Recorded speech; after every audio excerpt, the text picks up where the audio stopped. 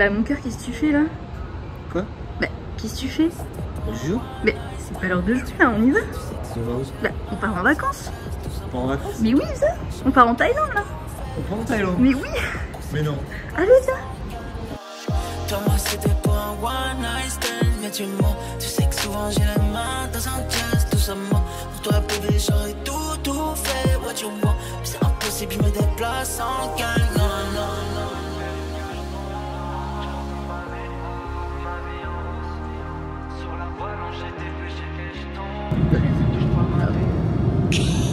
C'est bien parce que là-dedans il y a vraiment aucun truc que tu manges.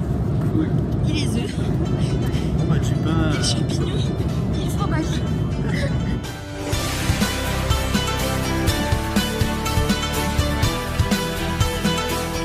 Nous sommes à... Libre. On est où? À Bangkok. À Bangkok. Ok, c'est parti rapidement pour le premier home tour. Petite salle de bain. Cocooning, coco. Avec une vue sur la chambre. Si je suis nu, tout le monde me verra. 2 lits simples. Tu m'en fous, je vais m'incruster dans ton lit. Ah non, regarde moi cette largeur, on peut pas là. Bah si on rentre à deux là. Simplicité et une vue urbaine. Avec un ciel assez pollué. Et dehors il fait 35 degrés. Oh putain. Bon, on comate un peu dans le lit. J'ai envie de dormir, c'est vrai. Et après, tout à l'heure, on y claque, on va aller manger et on va aller dormir, tout simplement. Parce que le voyage commence demain. Oh putain, mais c'est horrible ça. On n'a pas dormi dans l'avion. Comment on dort dans un avion? C'est impossible.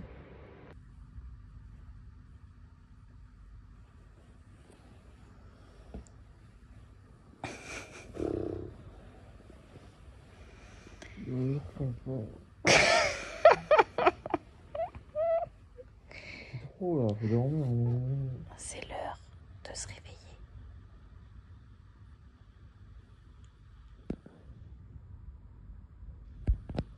Bon les gars, on va se coucher. Moi je suis claqué. Tout à l'heure j'ai dormi. Décalage horaire plus manque de sommeil. Et arrête. On allait manger tout à l'heure, c'était nul à chier. On va pas relever. Gros dodo demain, lever 6 h du matin. Et on part à 7 h pour une grosse journée d'excursion. Donc c'est demain que le vrai voyage commence. Donc on se dit, attends quelques secondes, moi je vais dormir. Très bonne séance.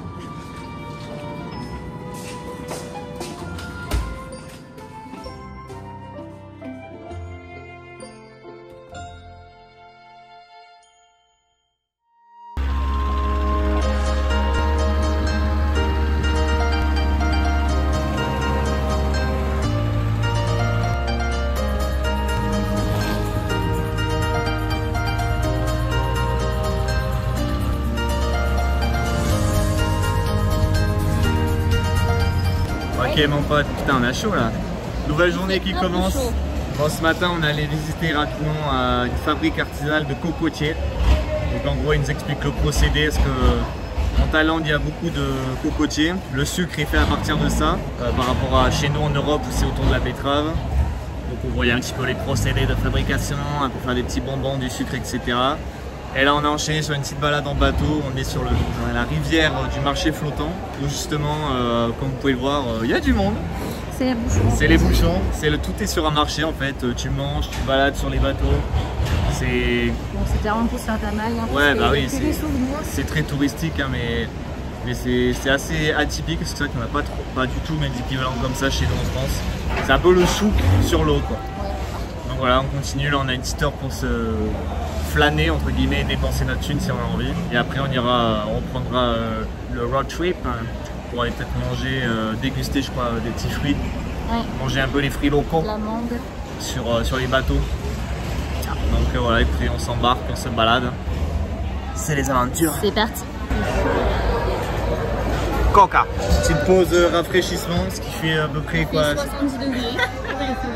Il fait chaud, on transpire de partout. Où est-ce qu'on se retrouve mon pote? On se retrouve au cimetière. Ah, mauvaise ambiance. Non, c'est un cimetière commémoratif.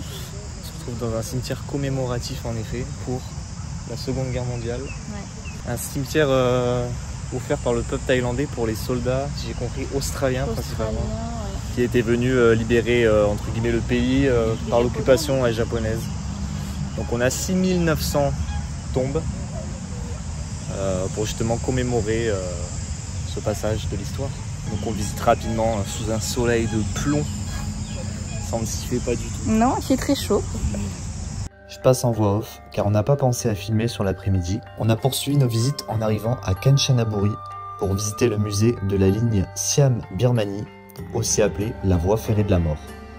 C'est une ligne de chemin de fer de 414 km de long entre Bangkok et Rangoon qui a été construite pendant la Seconde Guerre mondiale pour l'armée impériale japonaise par des prisonniers de guerre alliés et des dizaines de milliers de travailleurs thaïlandais forcés et réduits en esclavage. Elle devait faciliter la logistique de l'armée impériale dans son projet d'invasion de l'Inde. C'est sur son tracé que le pont sur la rivière Kwai a été construit, ce qui inspira en 1957 le célèbre film du même nom.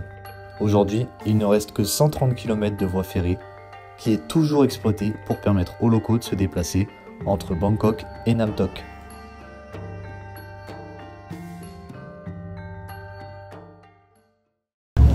C'est le tuk-tuk. Oh, putain, je vais me faire tomber. Je te laisse l'honneur d'ouvrir notre maison pour ce soir. Mange pas. C'est bon, on a réussi. Ok. Waouh, on a un lit double. Et une télé en plus grave moderne, c'est cool. Bon, ça le fait, hein, écoute. J'avoue, le lit, ils nous ont mis bien. T'as kiffé. Je pense que c'est 2 lits. Non, c'est... Regardez-moi ça, ça rentre même pas dans le cadre. Et les toilettes, bah, c'est un salle de bain, une grande douche. Plutôt cool. Ma foi, sympathique. On a un collègue. On est bien arrivé dans notre petit bungalow. Qui est proche de la rivière Kwai. Donc vous avez vu la petite chambre, on va se balader tout autour, c'est très sympa, c'est un peu perdu au milieu de la pampa.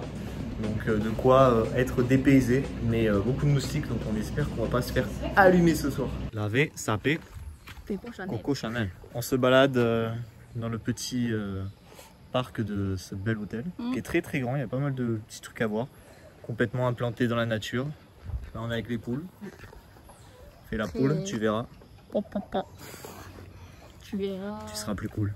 Donc voilà, on chill, on se prend un petit moment détente de la journée au milieu des arbres et de la nature avant d'aller manger ce soir et avant que le soleil se couche, vu que ça se couche un peu plus tôt qu'en France le soleil ici, enfin de ce qu'on a vu hier surtout. Donc voilà, c'est le moment zen in the forest. T'as vu, je suis pas mal en anglais. Hein? Ouais, very good. Hein.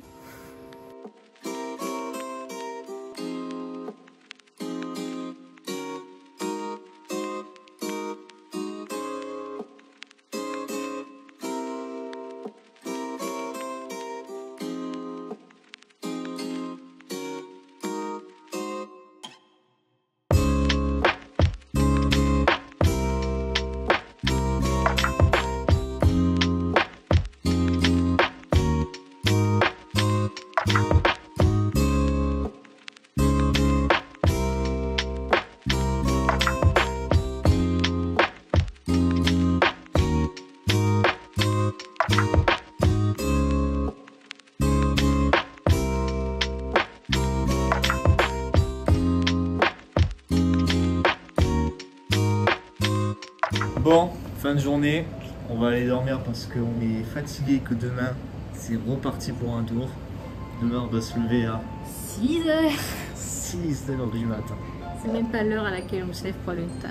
Ouais, non, ça va faire tout en manière. Voilà, comme c'est un circuit, on s'enchaîne des grosses journées. Demain on a 500 km cumulés de, à peu près de bus. Donc on va cavaler. Donc c'est pour ça, là on a fini tout à l'heure, vous avez vu pardon, la petite visite du lieu, des petits écologes un petit peu. Ouais.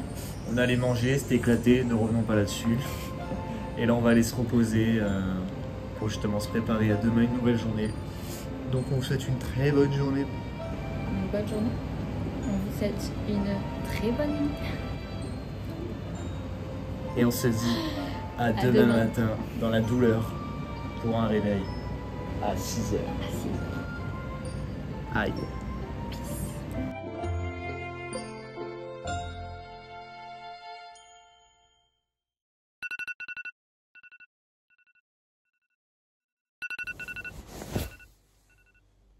Tuez-moi. C'est pas possible. C'est pas possible.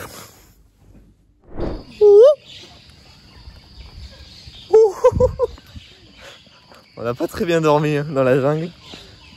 Tous les oiseaux ont fait la Java toute la nuit. Et en plus, il y avait des gens qui passaient avec le flash et tout. Ah bon? Ouais. C'est une prison, c'est pour vérifier si tu dors. Et genre vers 4 heures, il y avait les flashs en plein. Ah oui, toi t'as vraiment fait la vigie toute la nuit quoi. Ah oui, à partir de 1h30, je dormais plus, j'étais sur mon tel. C'est cool, on s'est couché à 1h donc. Donc ouais, on est bien fatigué. Il est 6h30 du matin. On va déjeuner pour changer sûrement de la pastèque et de l'ananas pas bon. Et après, putain, le bus il est déjà là. Et après. À ce qu'on ait déjeuné et qu'on reparte direct. Oh, mais c'est déniqué. Et après, on va totalement partir On ne brosse pas les dents et on fait pas de en excursion. Bonne pastèque. Ah, c'est bon, de l'eau. Déjeuner au bord de l'eau. Même si le temps est grisâtre. Ok, la nouvelle journée qui commence, nous sommes à Suphanburi. Je crois que c'est ça. Ouais, c'est ça. Suphanburi. Suphanburi, d'accord, dans un Temple chinois, voilà. Je dirais plus un grand quartier chinois. Parce qu'il y a un fort, une forte empreinte chinoise également au niveau de la religion ici, de manière. C'est le temple Wat Pa Lei. On va filmer, on n'y est pas encore. Il y a une forte empreinte bouddhiste dans le pays, donc forcément on retrouve les teintes culturelles des différents pays aux alentours, notamment la Chine. Donc voilà, écoutez, petit quartier, c'est Chinatown. C'est Chinatown en Thaïlande, c'est plutôt sympa. Il a plu un peu ce matin, ce qui a rafraîchi l'air. Ah ouais, ça fait trop bizarre. C'est hyper agréable, il doit faire 26, ouais. Avec un peu de vent. Donc ça change des 36, 37 d'hier, donc ça fait du bien. Donc voilà, écoutez, chill. On se balade ce matin dans ce petit quartier pour découvrir tout ça et voir une petite architecture un peu différente. Donc Let's go. ça fait plaisir.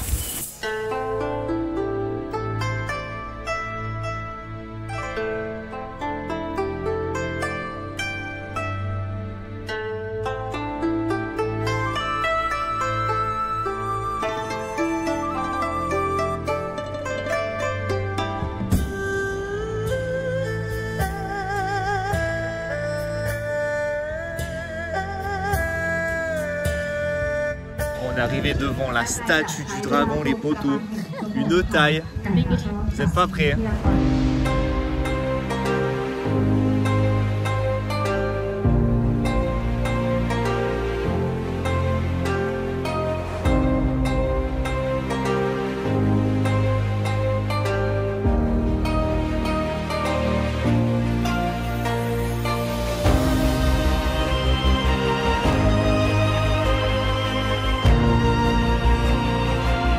Avec Mouchou? Mais oui. Qui a la rêve? Qui a la rêve? J'espère que tout le monde l'a. On va faire aussi. C'est impressionnant, hein, Il est immense. ce temple chinois, il est Trop beau. ultra beau, très détaillé, très coloré et très imposant. Vraiment, le dragon, on se rend pas bien compte de la taille qu'il fait. Oh, c'est dommage que tu n'as rien écrit en anglais avec toi. Ouais, on comprend que dalle. Ça, c'est vrai que On c'est ne pourrait même dommage. pas vous dire les infos parce qu'on les a pas. À part que, bon, on reconnaît les 12 signes du zodiaque, etc. Il y a sûrement pas mal de divinités chinoises, mais après vous dire qui est quoi, ça j'avoue qu'on est juste plus contemplatif qu'autre chose. Mais c'est exceptionnellement beau.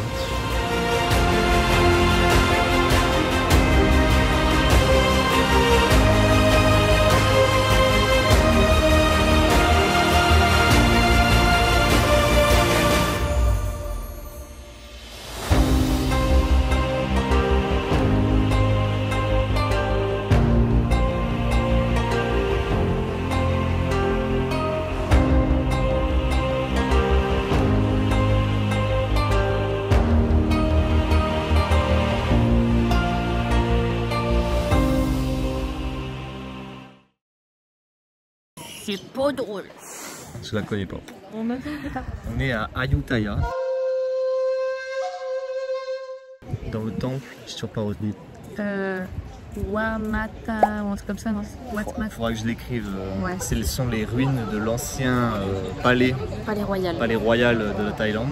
Donc c'est justement toutes les fondations, enfin les vestiges en fait de cette ancienne pas civilisation, mais cette ancienne période on va dire. Avec ces endroits très connus, hein, assez touristiques de la Thaïlande, avec beaucoup de Bouddhas en pierre, les édifices en briques, le célèbre Bouddha avec la tête justement dans les racines. Donc c'est vraiment un petit côté historique, culturel intéressant où on retrace un peu toute l'histoire de la Thaïlande. Et visiblement aujourd'hui on a un peu de chance parce qu'il y a moins de monde que d'habitude. Apparemment avant c'est... Ah bah tant mieux. Normalement c'est genre priser les fous devant la tête du Bouddha. Là. Bah ouais c'est sûr que c'est le spot, je pense tout le monde a déjà vu au moins cette photo une fois, c'est the spot. Ouais. Il y a des Bouddhas de partout donc c'est un endroit assez spirituel. Apparemment il fait très chaud aussi. C'est ouais. des villes où il fait plus chaud. Et là il fait moche aujourd'hui donc c'est parfait. Coup, ça va, ouais, il fait chaud, on n'a pas une bonne lumière mais on a au moins une bonne température donc voilà on se balade dans ce petit... dans ces vestiges qui sont très sympas et qui changent beaucoup de ce qu'on connaît nous en Occident quoi. Tu vois ce que je veux te dire? Je vois ce que tu veux dire. Wat Ma'atat. Voilà, on rectifie parce qu'on n'avait pas la formulation exacte donc on est à Wat Ma'atat. Le palais Wat Ma'atat à Ayutthaya. Aya Nakamura. Et tout de suite on retrouve Naya Nakamura. Non. Merci Maya Nikos. Laka Naya Ai. Tout de suite, nouvel artiste. Voici Yaka Nakamura.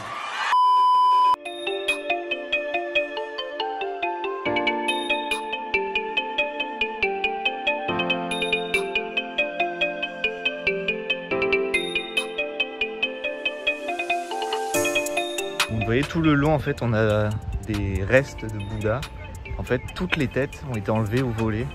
Parce que justement, on reconnaît la tête de Bouddha facilement, donc c'est très religieux, donc c'était assez recherché, je suppose, par les voleurs à l'époque. Ce qui fait que quasi tous les Bouddhas, en fait, tout le temple, enfin tout le vestige, n'ont plus de tête. C'est assez dommage, mais pas étonnant, quoi. Donc toi, ta petite teuté là, Ça dégage.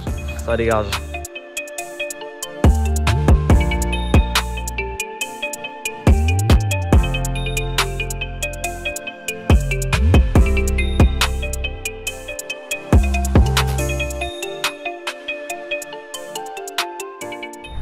Ça sent un peu, non?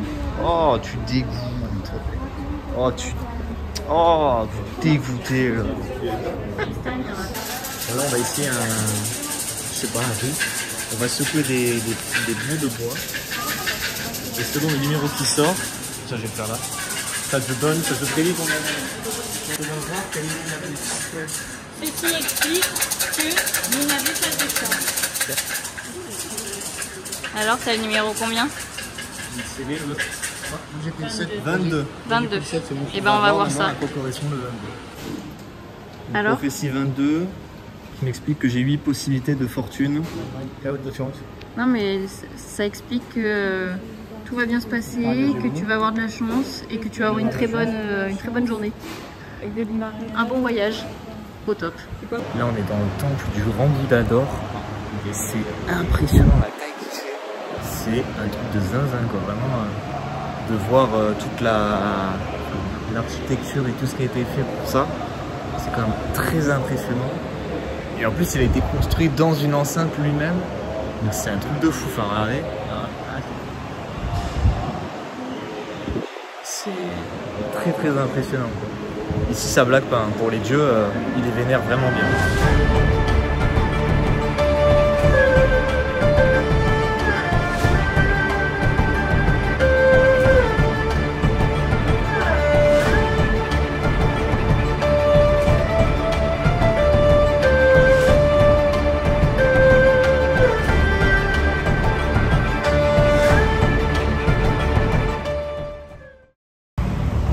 Observé.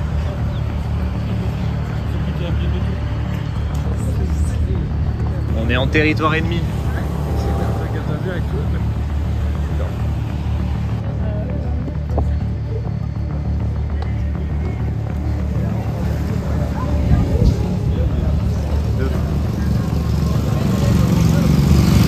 Regardez ça, il y en a partout.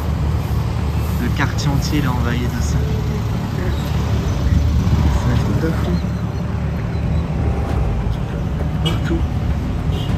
Il y en a, il est monté dans l'arrière d'un 4x4, il a volé un sac. Je sais pas si on va le revoir, il est là.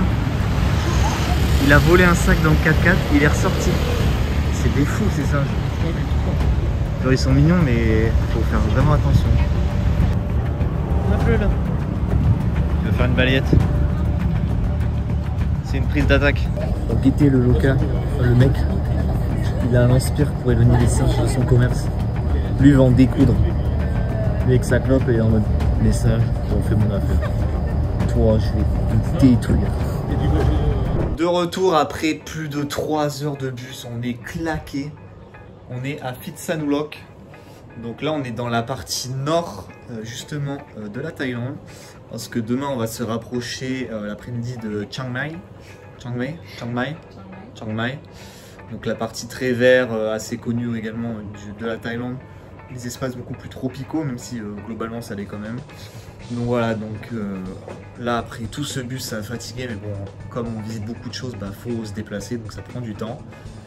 Là on est à Phitsanulok, tranquillou, dans la chambre d'hôtel, on va aller manger et se reposer ce soir après cette journée grande en déplacement.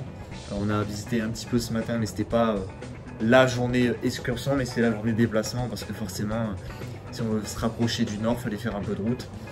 Donc voilà, vous allez voir la petite chambre d'hôtel plutôt sympa. Et après on va manger chillax et se reposer, hein, parce que demain matin, lever 5h30.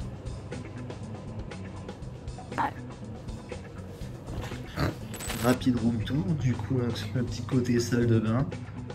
Plutôt sympa, baignoire, toilette, tu connais. Donc là encore, 2 lits individuels. Toujours la même. On adore. Il va pas comprendre. Plutôt spacieux. Et une vue plutôt sympa sur une piscine. Une piscine de fou, elle a l'air trop bien, on va même pas pouvoir en profiter, c'est grave cool. Bon l'équipe, je vous retrouve tout seul. Aude est parti se faire masser. Les gars, je me suis ouvert, je vais me faire masser. Elle a sorti la tenue traditionnelle pour se faire masser. Oh my god, je ne me sens pas du tout à l'aise, mais c'est parti. Ça c'est la magie de la Thaïlande, c'est que même à 22 h, tu peux aller te faire masser dans l'hôtel. Donc elle allait se faire un petit massage de 1 heure sur la totale.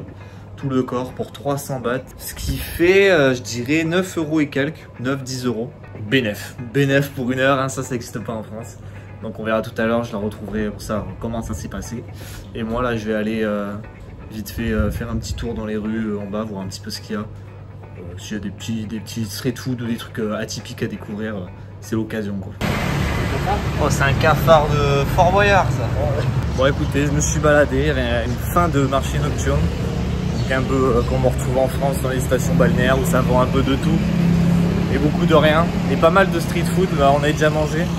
Après je pense qu'il faut avoir les estomacs et les intestins bien accrochés ici parce que comme c'est de la street food c'est local donc c'est sûrement très bon, mais en même temps niveau hygiène nous en tant qu'Européens on n'est pas trop habitués donc je préfère éviter, me protéger surtout que je suis un fragile. En tout cas c'est sympa, ça vit et c'est très différent de ce qu'on a en Europe, hein. Le côté vraiment, chacun a sa petite chariote avec son truc à bouffer. Ça rend le truc beaucoup plus humain. Ah, par contre je me fais attaquer. Il y a des moustiques et des moucherons de partout. Ils me rentrent dans l'oreille. Ah. Et alors du coup très bien, franchement, pour le prix, 300 bahts, ouais. Ça fait quoi, 10 balles? Ouais, à peu près, ouais. Donc écoute, ouais, c'est un mix entre un massage et un ostéopathe, quoi. Ça te remet bien en place. Là, tu vas bien dormir. Ah ouais.